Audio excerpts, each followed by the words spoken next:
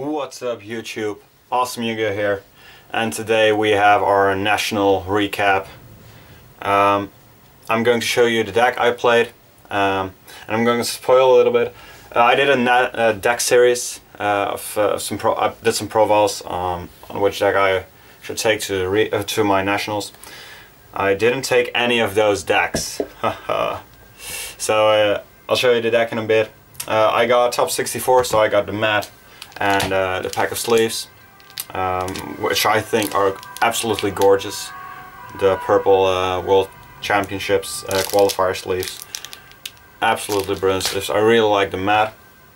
I went X3, so I got 42nd. Yeah, so I didn't make it to the top cut, probably because I didn't play what is commonly known as one of the better decks, but I kind of liked my pick.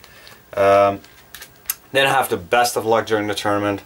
I only won one die roll during both days, so that's kind of bad. I was hoping I would get a little bit to like 50% of the dice roll. I would win, which is commonly except you should win about 50% of the dice rolls. Yeah, but yeah, I only won. What is it? It's like 12.5% of my die rolls, and I didn't draw too well during the entire tournament. But I had some great matches. Had a really good experience. The venue was cool. The town I was in was a good town. Got to meet some of my friends and the other guys I play Yu-Gi-Oh with. But of course you really want to know what deck I took. I took Koa'ki Meiru. Yeah, I know. Koa'ki Meiru. I really don't like to bring decks that are meta to big events, because everyone is going to be prepared for them. People know what to side against, and people build their sides to beat those decks. And I really don't like not being able to play Yu-Gi-Oh! So if I would have taken Mermail, if someone would have had No-Dimensional Fissure, I wouldn't have one of my MSTs, I wouldn't be able to play Yu-Gi-Oh! It's simple as that. Same counts for artifacts against the Soul Drain, or Debunked or something. And people just don't know what this deck does. How to side against it, what to side against it. And of course on my side I do have some of the Floodgate cards. So I pretty much got to play Yu-Gi-Oh! Both days. Let's talk about some of my matchups. I played 2 Madolche, beat 1, lost to 1. I lost to 1 Madolche. Infernity, I lost to Infernity. The guy had his combo all 3 games. I only was able to break it once, and of course he won the die roll, so he went first game 1 and game 3. And I lost against Infernity day 1. I don't actually know what else I lost against right now. I didn't lost against artifacts.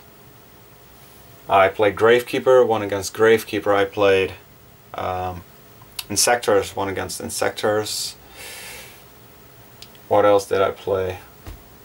I can't. Oh, I lost against a Traptrix Firefist deck as well. He won the die roll, and he just had a better combination of cards to. Game 1 I drew a bunch of traps, and he had his hands, so I couldn't play any cards. So I just had DP, Torrential Tribute, that kind of card. So he didn't actually see my deck. So game 2 I just completely blew him out after he blew me out game 1.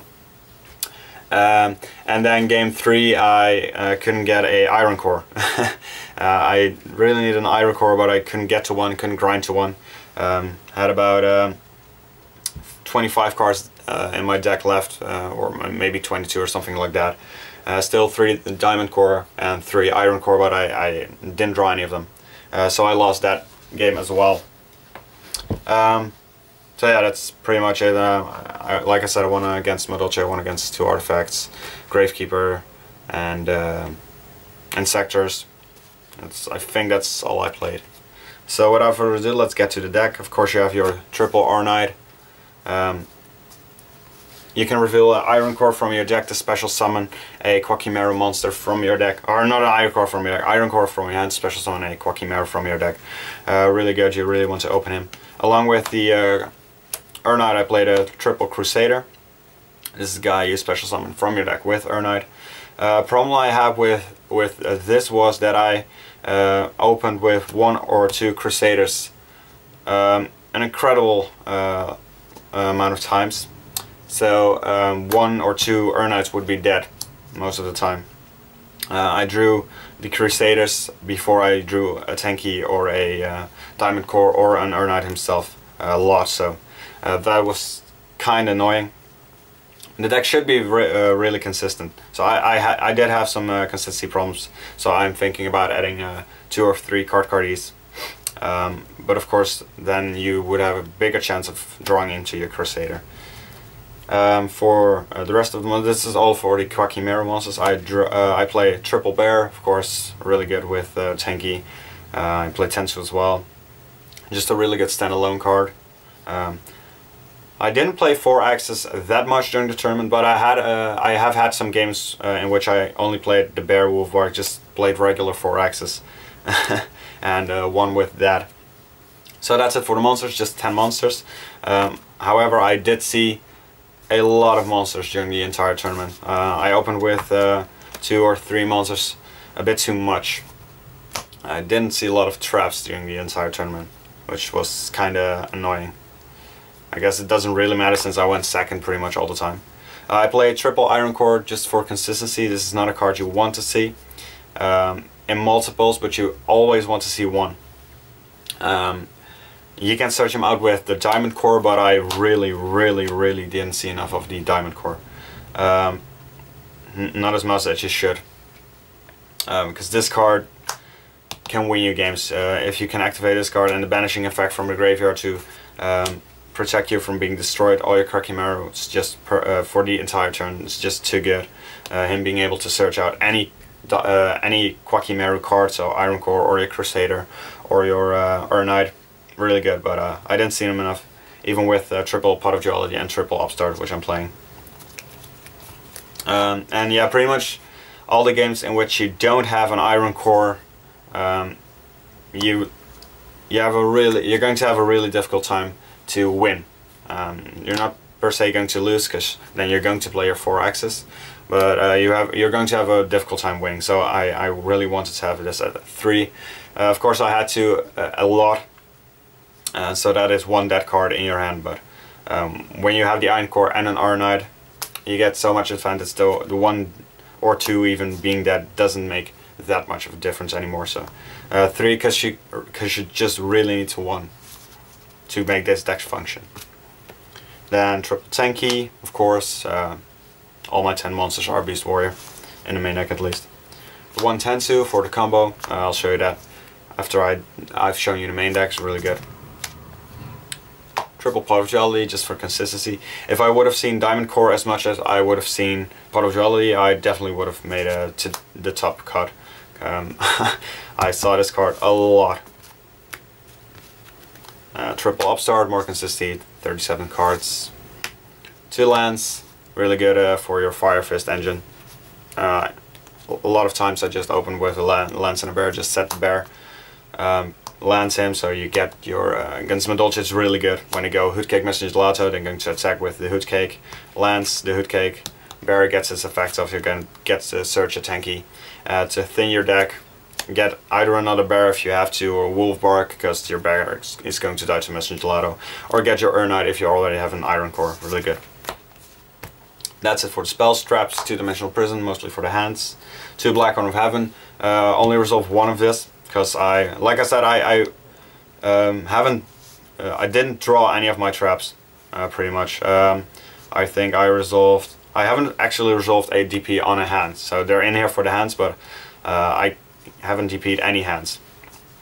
I did DP some Hoodcakes though, so that's pretty good, I guess. So Blackhorn didn't resolve, maybe one or nothing, one of the 2. Torrential did resolve this like 2 times. Compulse, never resolved this. activated it once, but it got wiretapped. No, that's not true. I activated it twice. Once on my opponent and then got wiretapped, and I activated it on my Urnight once to get it summoned Urnight. It activated its effect. It got breakthrough skill. I compulsed Urnight back to my hand to special summon out Crusader, and I had Tensu in my hand, so Tensu to normal summon Urnight again, get his effects again. So actually resolved this once, but it was on my own monster. Bottomless Trap Hole and Solemn Warning. They resolved quite a few Solemn Warnings though. One breakthrough skill. Didn't have the room to play two. I would have liked to play two, but that was definitely the best trap of the day. I'm lying. This was the best trap of the day. Wiretap to get my big pushes off, because you're going to easily do like 4,000 plus damage. And Wiretap really helped getting those points, those damage points in. Wiretap was the best trap and breakthrough skill second best. And then I play one Rack and Power. This is actually a card which can be a complete blowout. Reveal an Iron Core from your hand, destroy all set spell trap cards your opponent controls. Really good when you're going first. Like I said, I barely went first. But I actually never saw this card. I added it with Pot of Duality once because I revealed a Rack and Power, what else was it? Not quite sure, but this was actually the only card I could add. If I were to be able to get an Iron Core to my hand, didn't have an Iron Core at that point, but really probably worst Pot of Duality in the game history. But yeah, I only saw it once, never resolved it. So yeah, it's kind of bad, kind of disappointing. But I think I'd still play this because it can be a really big blowout. So that's it for the main deck. I'll show you the combo real quick. Oh no, let me show the extra deck first. For the extra deck we had 2 Tiger King, since all of your monsters are Beast Warrior. Kagutsuchi, since all of your monsters are Beast Warrior, and this is really good against the hands. 2 Silent Honor Arc, 2 Excitons. Emeral, since you play a low monster count, this is really important. Shuffling your Crusaders back in the deck to make your Urnight live. Damodar, never made him. Heartlandraco, made game with him once. Black Ship, made him against some hands. Abyss Dweller, made him once, got Bottomless. And in the other situations, I felt the Black Corn was better. So yeah, didn't really use him. Didn't play any Murmels, so yeah. Crazy Box, if someone were to side Skill Drain, but I didn't play any Dragons, so I never made him. Giga Cowboy, made him like 4 or 5 times, just ridiculous, just to make a burn for game. Because you're going to easily be able to do a lot of damage in this deck. If you have Urnight, Tensu and a Tenki or something, you can just Urnight, Iron Core, Special Crusader, Tensu, Urnight, Iron Core, Special Crusader, go in for millions of damage, and then just easily make a Cowboy for game. So Cowboy made him too much. And Ragnar Zero, MVP of the extra deck in this tournament.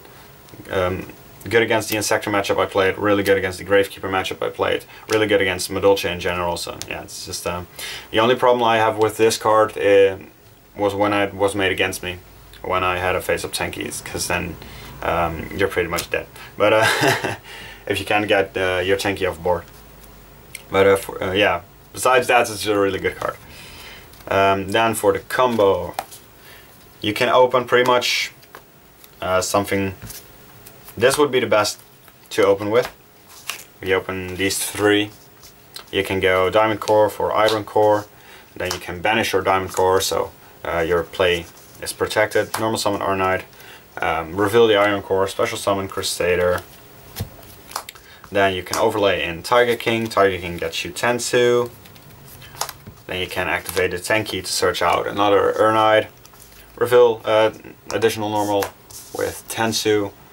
And then reveal your Iron Core again, special summon out another Crusader. And then you can either go into another Tiger King to set another Tenki, so you have a Urnight for your next turn, or you can go into any of your other rank 4s, whatever you need.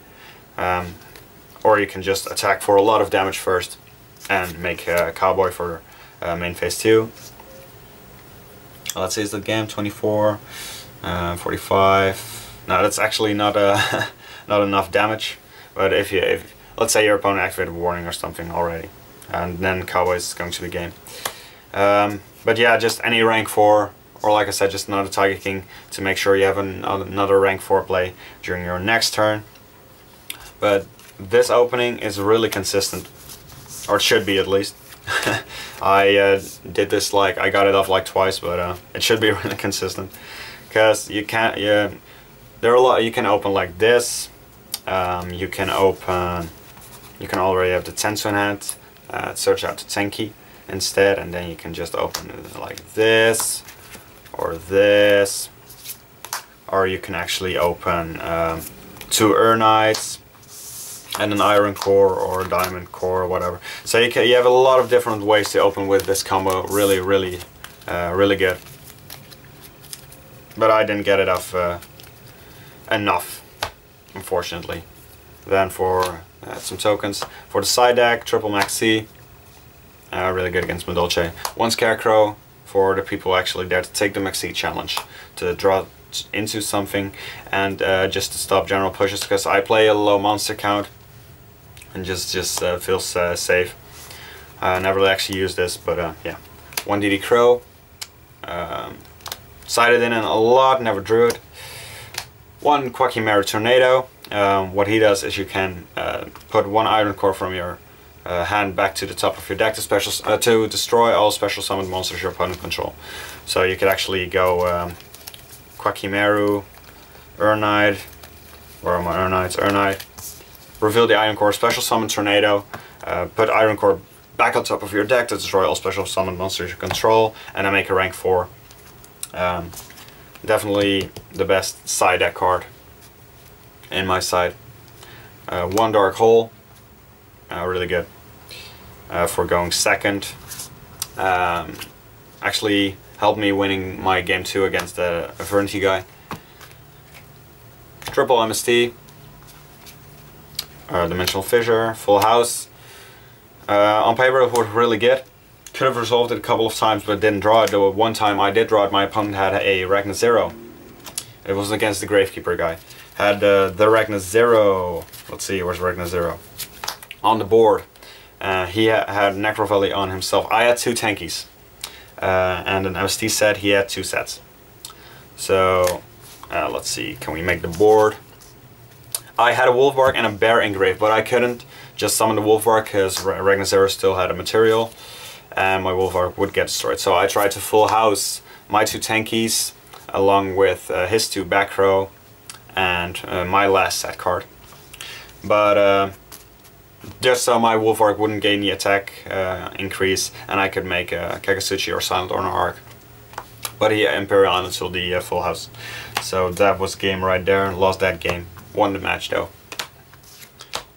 So I don't think, no, I didn't get a full house off. But yeah, it is good on paper. Then 2 Memory of an Adversary. Really good. I actually got this off a couple of times against some hands. Against the 2 artifact matches I played, I banished a Moral Tag and a Fire Hand. He attacked with Fire Hand first, I adversaried him. So you take the damage, but you banish it, and then I would get the Fire Hand. Then I played another adversary on the Moral Tag. He didn't really didn't see that coming. So I got a Moral Tag during his end phase as well. But he didn't draw any other monsters, so he just had to draw a set, I draw a set, he draw a set, and then I get his monsters, and I could just attack with his Fire Hand and his Moral Attack for game. Pretty good. And then last of the side deck was 1 Soul Drain. Never activated this as well. But yeah, that's the deck. What do you think of me playing this deck at my nationals? 42nd place, top 46, so I got the mat, I got the sleeves. Yeah, in the European Championship, I think I'm not going to play this deck because it's just not as strong as some other decks right now. But I really liked playing this at my nationals. This has been a long video, excuse me for that, but I just want to do a good recap. And I'll see you guys with the next video, which is probably going to be the Sylvan profile, I'll still promised, for the actual Nat series, but I didn't get a Aurea in time. I have it now, so you'll see that. And of course I'm going to do an updated Harpy Lady deck profile, which has been requested a lot, and it is going to be here probably next week, I think. So yeah, that's it for now. Thank you guys for watching, and I'll see you guys next time. Bye!